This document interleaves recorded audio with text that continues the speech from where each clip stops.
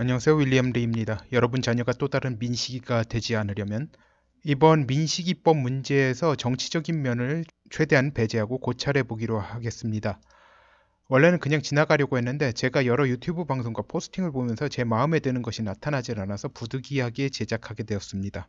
일단 민식군이 죽어서 좋은 곳에 있길 바랍니다. 이 문제는 민식군의 부모의 현재 태도와 상관없이 드릴 수 있는 말입니다.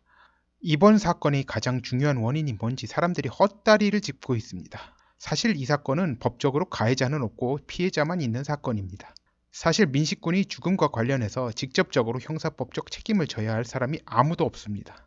일단 운전자의 경우 스쿨존의 주행 속도를 준수했고 신호등이 없는 횡단보도에서 갑자기 튀어나오는 보행자를 보호해야 할 의무가 있는지 여부에 대해서는 불투명한데 형사법적 원칙상 의심스러울 때는 피고인에게 유리하게 해석하라 되어 있죠. 법률 해석을 어떻게 해야 할지 불확실할 때는 피고인에게 유리하게 해석해야 한다는 원칙이죠.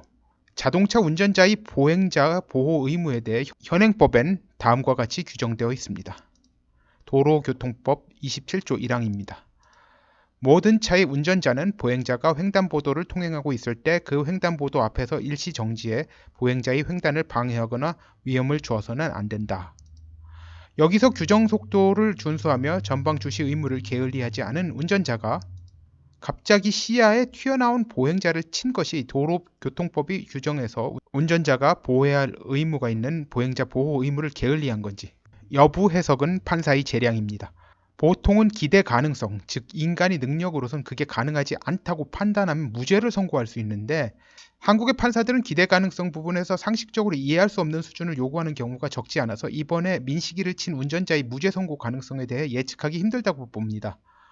이런 사안이 만약 미국이나 캐나다에서 발생했으면 운전자는 형사처벌 대상이 아니지만 부모는 형사처벌 대상이 될 가능성이 높습니다. 미국, 캐나다는 교통사고에서 고의로 일으키거나 아니면 약물이나 알코올 등의 영향을 받은 상태에서 운전에 의한 사고가 아니면 심지어 과실치사 사건도 형사처벌을 하지 않습니다. 다만 민사배상액이 한국에 비해 현저하게 높습니다. 예를 들어 대학생 한 명을 과실로 쳐서 죽인 경우 최소 150만 캐나다 달러를 배상해야 하는데 한국 돈으로 약 13억 5천만 원입니다. 다만 이번과 같은 사건이 캐나다에서 일어났으면 유족이 운전자의 보험사 측으로부터 보상이나 배상을 받을 가능성은 매우 희박합니다. 운전자는 모든 법적 의무를 지켰고 사건 발생의 원인이 보행자에게 더 많은 상황이기 때문입니다. 이런 사건이 미국, 캐나다의 경우라면 아동보호 의무자의 주의 의무 위반에 의한 사망사건으로 보아 부모에게 고의 혹은 과실의 책임을 묻습니다. 그러나 한국은 그러한 것이 법에 규정이 안 되어 있기 때문에 민식군의 부모에게 법적 책임을 물을 수는 없습니다. 많은 분들이 불법 주차 차량, 차주 혹은 운전자들의 책임 부분을 거론하는데 이 부분은 사실 동의하기 힘듭니다. 일단 형사 책임을 묻는 건 불가능합니다. 물론 불법 주차 차량 차주나 운전자가 민식군 같은 희생자의 죽음과 관련해서 형사처벌을 받는 건 한국이건 미국이건 안 돼요. 이거는. 게다가 미국, 캐나다도 학교 주변에 차들이 노변에 세우는 경우가 많습니다. 이 경우 주차 금지 구역이 아니면 보통 벌칙을 부과하진 않습니다.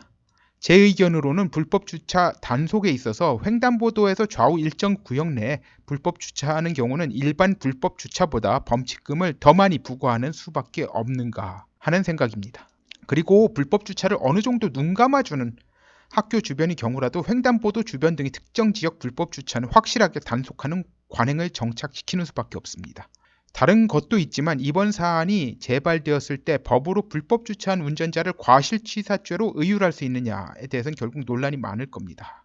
그 법을 갖다 이제 바꿔가지고요. 지금은 안 됩니다. 지금은 과실치사죄를 적용할 수가 없어요. 그런데 할 수 있느냐? 지금 현재 과실교통방해죄까지는 있어요. 근데 이제 과실교통방해치사죄 만들 수 있기는 합니다. 형사법에 만들 수는 있는데 그런 법을 만든다고 해도 이번 같은 경우에 적용할 수 있는지가 의문이에요. 자, 이번 경우에 그런 과실교통방해치사죄가 형법상 존재한다고 가정하더라도 민식군 사망을 일으킨 자동차와의 충돌에서 민식군의 부주의가 더 많이 작용했는가 아니면 불법 주차가 더 많이 작용되었는가를 가늠해야 하는데 이 부분은 판사의 재량에 달려 있어요. 그런데 지금 그런 법이 없고 그래서 새로 만든다고 해도 그래서 똑같은 사건이 또 일어난다고 해도 그 사안에 적용이 될 수 있느냐가 쟁점이 돼요. 자, 그런데요, 이렇게 복잡한 회색지대가 법률에 많이 생기면 자칫하면 귀에 걸면 귀걸이, 코에 걸면 코걸이식 판결이 나오기 쉬운 게 현실입니다. 아무튼 확실한 건 이번 민식군 케이스의 불법 주차 운전자를 현행법으로 과실치사 혐의로 처벌할 수 없습니다.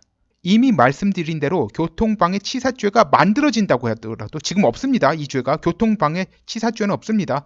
과실교통방해죄까지 있어요. 이런 경우에 적용될 수 있는지 논란이 될 수밖에 없어요. 결론으로 가자면 이번 사안에서 현행법으로 법 논리적으로 해석하면 법적 책임을 질 사람이 아무도 없죠. 그리고 새로 법을 만든다고 해도 힘들어요.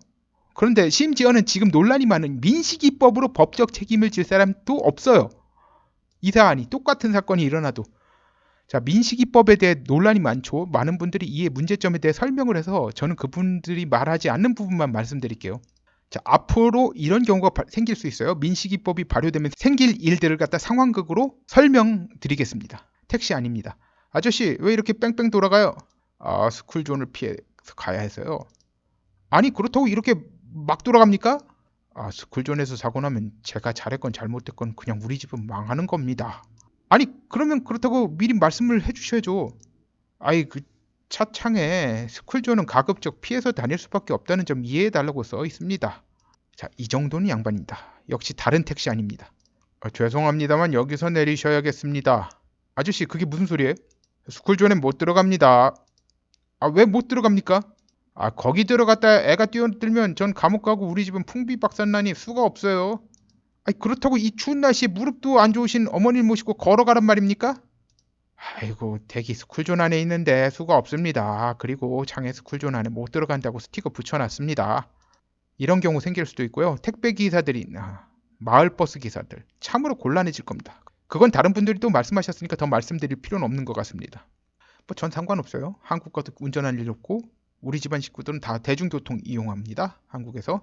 그런데 한국에서 운전하시는 분들 중에 민식이법 지지하시는 분들 계시죠? 그 법 발효되고 그분들이 그 케이스로 걸려도 자기 행동을 후회 안 할까요? 아무튼 이런 문제는 법률로 해결하는데 한계가 분명해요.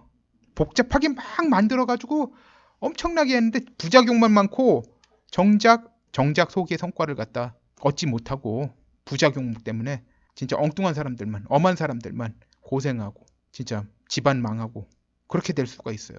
결국은요, 제도가 어쨌든 간에 가장 핵심적인 건 결국 부모들이 안전 불감증에서 벗어나는 겁니다. 저는 민식이 엄마보다 나이가 많습니다. 그런데도 어린 시절에 그 무뚝뚝한 아버님께서 다른 말씀은 안 하셨는데 항상 차 조심하라는 말은 입버릇처럼 하셨어요. 뭐 아버님이 자녀들에게 바라는 게 공부 잘하는 것과 차 조심하는 것 두 가지밖에 없는 것 같다는 생각이 들 정도였어요. 그때는 지금과 비교해서 차가 그리 많지도 않던 시절입니다. 교통체증이라는 게 없던 시절이에요. 10,000원 버스는 있었어요. 그 10,000원짜리 버스가 아니라 사람이 너무 많이 타가지고 미어 터질 것 같은 버스는 있던 시절이에요. 결국 부모님들께서 각자의 자녀들을 제대로 교육시키고 조심하는 수밖에 없어요. 애 나이가 어느 정도 전에는 교통신호나 안전요원이 없는 횡단보도를 건널 때는 반드시 보호자와 같이 건너도록 하는 조치가 필요하다고 봅니다.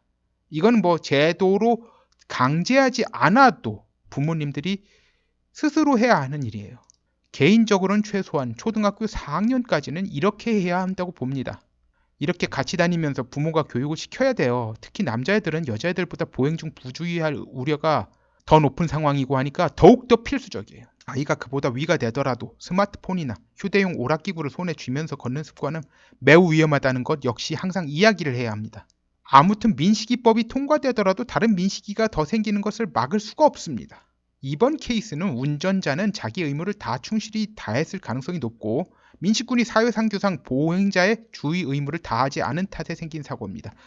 사회상규상이라고 한 것은 법률적으로 보행자의 주의 의무가 제대로 규정되어 있질 않아요. 한국은.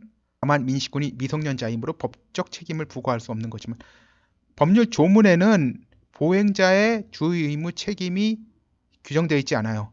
다만 판례로 인정되는 게 있어요. 판례로 인정되는 부분이 있는데 좀 이 부분은 사실 이렇게 법적 결함이죠. 이 부분은 좀 보충해야 될 것 같아요. 아무튼 그 법이 있다고 하더라도 미성년자이므로 법적 책임을 부과할 수 없죠. 미성년자의 과오는 실제적으로 부모에게 전가되는 거 아니겠습니까? 자, 이런 사건 재발하는 걸 막으려면요, 운전자를 처벌하는 게 아니라 차라리 자녀에 대한 주의 감독 의무를 소홀히 한 부모를 처벌하는 게 답입니다. 그리고 뭐 그런 법 제정될 때까지 그냥 기다리지 말고 부모님들이 자녀들의 안전 대책을 미리 강구해야 하는 겁니다. 그렇다고 뭐 집에서 못 나가게 할 수는 없는 일이고요. 다만 기본적인 것 몇 가지를 지키는 것이 중요합니다. 보행 안전에 대한 교육을 하고 최소한 일정 연령이 되기 전에는 신호등이나 안전 요원이 없는 횡단보도를 보호자 없이 혼자 걷게 되는 일을 최소화하는 조치는 기본이라고 봅니다. 오늘은 여기까지 하겠습니다. 감사합니다.